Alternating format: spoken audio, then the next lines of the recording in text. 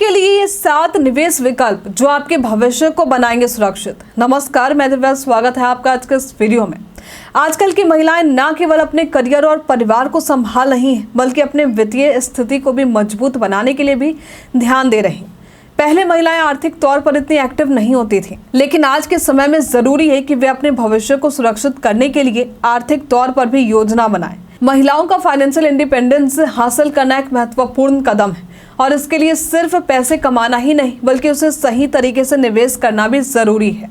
निवेश केवल बचत के लिए ही नहीं, बल्कि भविष्य की सुरक्षा के लिए भी बेहद जरूरी है। सही निवेश योजना से न केवल आपकी बचत बढ़ेगी, बल्कि एक मजबूत वित्तीय आधार भी तैयार होगा। अगर आप भी अपने पैसे को सही जगह निवेश करके एक अच्छा रिटर्न प्राप्त करना चाहती हैं, तो आज हम आपको 7 निवेश विकल्प बताने जा रहे हैं। तो सबसे पहले महिलाओं के लिए विशेष फिक्स्ड डिपॉजिट यानी विमेन एफडी। बैंकों और एनबीएफसी में महिलाओं के लिए विशेष फिक्स्ड डिपॉजिट यानी एफडी योजनाएं होती हैं, जो सामान्य एफडी से अधिक ब्याज देती हैं।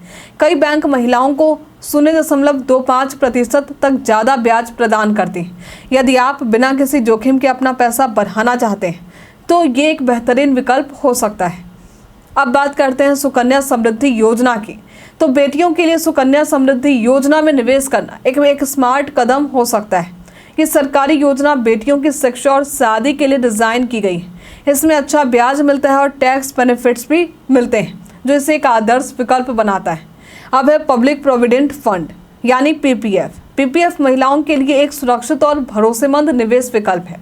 इसमें आपका पैसा 15 साल के लिए लॉक होता है और सरकार अच्छा ब्याज देती है। इस निवेश पर टैक्स छूट भी मिलता है, जिससे आपकी बचत में इजाफा होता है। ये विकल्प दीर्घकालिक निवेश के लिए बहुत अच्छा है, जो आपके भविष्य को सुरक्षित बनाए रखने में मदद करता है।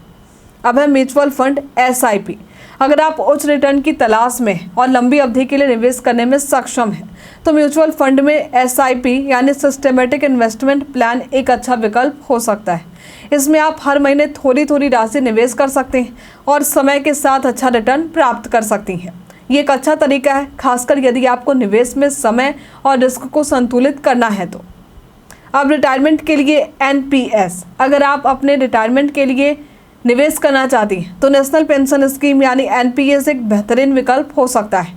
इस योजना के माध्यम से आप अपनी सैलरी का कुछ हिस्सा निवेश कर सकती हैं और रिटायरमेंट के बाद पेंशन का लाभ उठा सकती हैं। इस योजना पर टैक्स छूट भी मिलती है, जो इसे और भी आकर्षक बनाता है।